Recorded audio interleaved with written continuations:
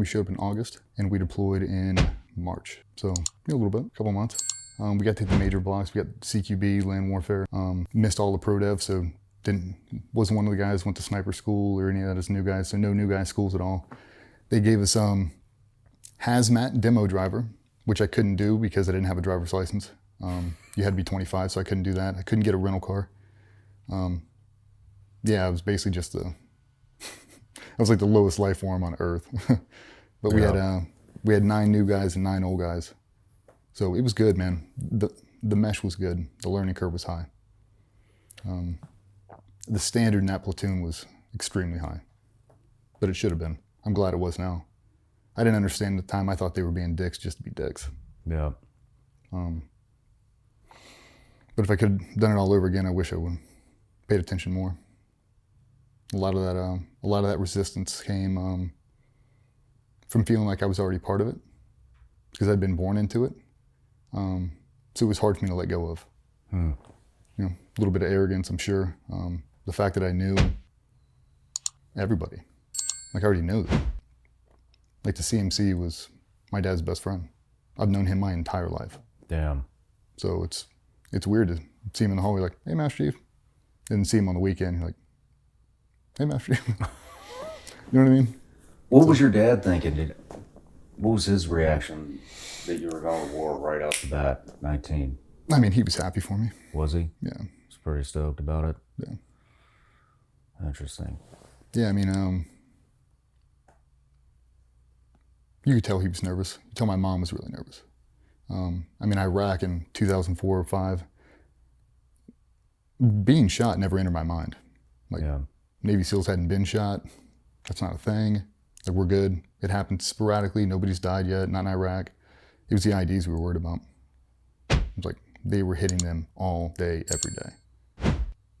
So when we got there, I mean, that was pretty surreal, like flying in, you know, take off, 19 years old, and, you know, you're on the C-17, getting ready to land, and people start, you know, 2 hours out, they're breaking the no vans, body armor, helmet, nods, loading guns. I've never deployed before. Apparently this is completely normal. Like, we landed like we were going to be under fire the entire time. Like, you had no idea. And when, I mean, now that you've deployed, you open it up and there's a guy with a flatbed pulling off ISU 90s like I thought we would be shot down. Like, the way they were flying in, it was crazy. Everybody's getting sick. Just, it was early in the war. It was a different environment. No one had any real combat experience. Yeah. Even the older guys in the platoon had been to Afghanistan, but it was more of the presence patrols. It wasn't sustained combat. They hadn't had it before. So we were all kind of new guys together. Where were you guys? Baghdad. Baghdad? Yeah. So we split. We did PSD for a little bit, and then we do 2 weeks of that. So doing all the dignitaries in Iraq.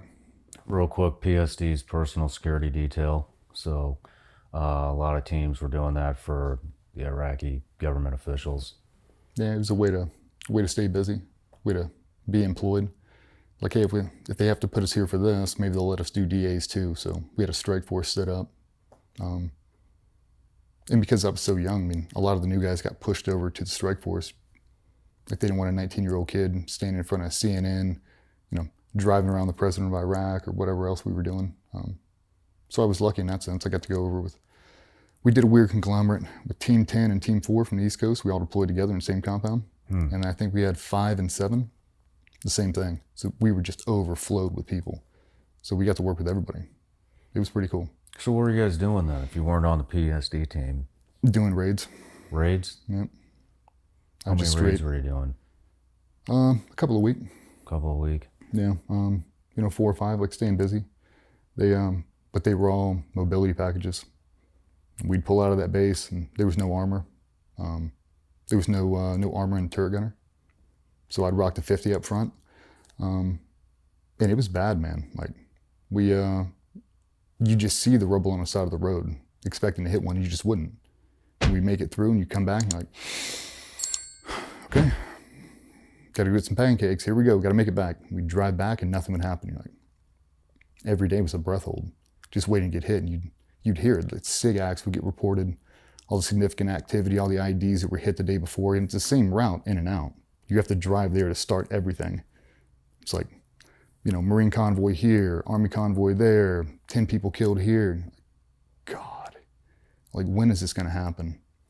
And because a curfew was so strict that time, you never saw anybody.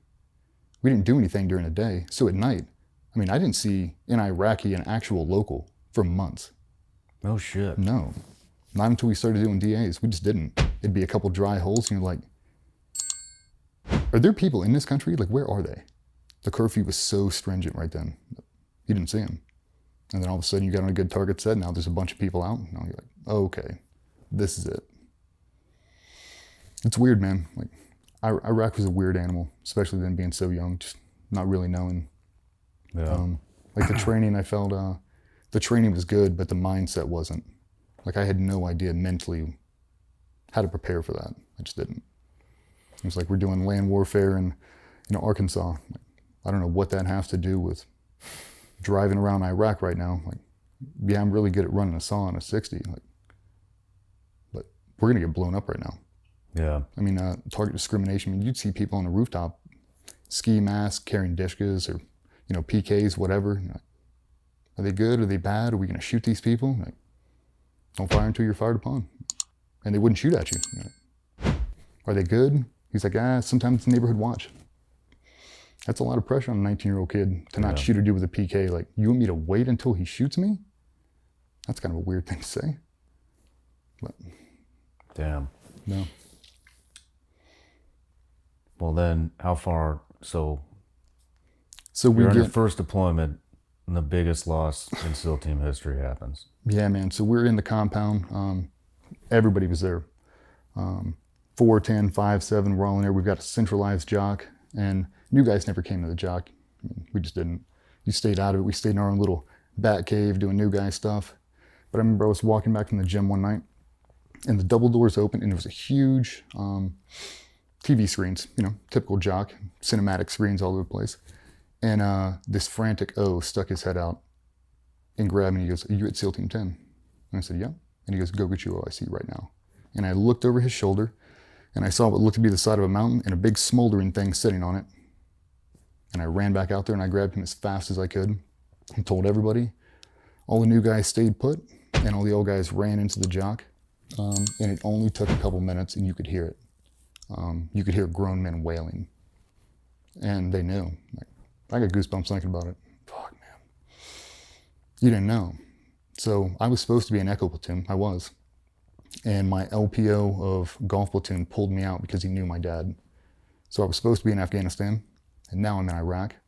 But all of our best friends that volunteered all went to Echo Platoon. And Echo Platoon is on deployment in Afghanistan. So I think all of our best friends are dead. We think everybody's on the same bird and they're all dead right now. And we hear nothing for like 2 weeks. You didn't hear anything for 2 fucking weeks? Nothing. Everything converged in Afghanistan, and they put us on River City, and we heard nothing. I saw pictures of dead guys in the gym when it came out in Navy Times. Damn. We didn't know anything. We didn't have email accounts back then. Like, it wasn't like you were on some secure access. Like, you didn't get anything. They shut down the phones, and when the CMC finally came in, he briefed on the entire thing, and they broad brushed the actual ground element. I didn't find out about Marcus Luttrell and all of those people for months later. I never heard the story. He was so overtaken by the helo going down that, Marcus who? Like, I had no idea. Never even heard that story. He came in, and I remember asking him. Everybody walked away, and I grabbed him. I was like, "Are any new guys dead?" He said, "Nope." And it was a sigh of relief, selfishly, because the new guys are who I knew. And then I thought, oh, fuck. All of that experience is gone right now. He didn't have a total. He just said no new guys, but you knew it was an entire bird full. Like, you knew that. It's like now the names started to come out. And I remember they set us all down. We were sitting down outside of a bunch of trailers, big gravel, big fire pit, and we put up the Proxima, like typical team guy shit. And they're playing the memorial service they shot at Little Creek. They're playing it for everybody. And, you see Seth Lucas come into frame, they pin his old man's award on him, and I'm fucking bawling my eyes out, and it keeps going through and through. And it gets to a point, Patsy gets up and speaks on Danny's behalf. And I remember I said it, what the fuck is an SDV2 guy doing there? And then SDV1, I'm like, what the fuck is that? No one knew. No one said anything, at least not at that time. It didn't make any sense to us. Are they just augments? Are they just, yeah, they're just assisting echo. We had no idea it was a QRF. At least I didn't, for a long time.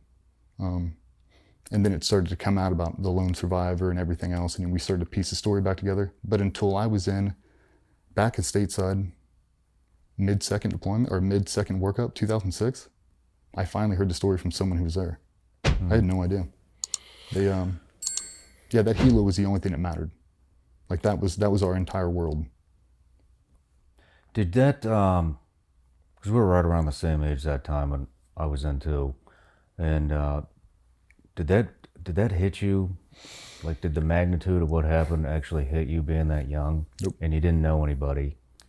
You know, you didn't know those guys. I didn't know them either. No. It didn't hit me. No, the old guys I didn't know. I mean, you knew some of them. Got really tight with their wives afterwards, all the kids, obviously. But no, like they were, you were platoon chief, Echo Platoon. I don't know you. Yeah. Like I'm not in Echo Platoon. Known from a reputation, stuff like that. But at that time, there's no way you could understand the magnitude of what that did to the community. Yeah. You talk about a dose of reality. That's reality. Like that's what you're doing. Yeah. Like these people are actively trying to kill you. It's like to me, it wasn't real yet. It was like a cowardice thing. Like, oh yeah, they playing IEDs, like this and that. But team guys weren't getting shot. Like they weren't dying. Like, had a couple, random ones, but not like that. Not like that. Yeah. It's like SEALs don't die like that. Like you can't just take out that many. It's not a thing. So yeah, heavy dose of reality on the way back, but yeah, the magnitude wasn't probably until extortion actually. No shit. Yeah. That long. Yeah. It didn't hit me until we relieved those guys over there, and it didn't really sink in until we started seeing some of the intel reports, and I remember I was with a good friend of mine sitting next to him, and they were showing deets on there, and he just started fucking crying, and they were stripping his clothes off, and he was like, I remember when he got that fucking tattoo on his rib cage, and I was like, oh shit, this is fucking the real deal. But yeah. Yeah, man, it's a real deal. Like there's some evil people on this earth, really committed to the cause. Yeah. I mean, yeah. It's really hard to train for that scenario though. It's like how good everybody was on that helo. Like, they were all bad motherfuckers, dude. They were awesome. And it didn't matter.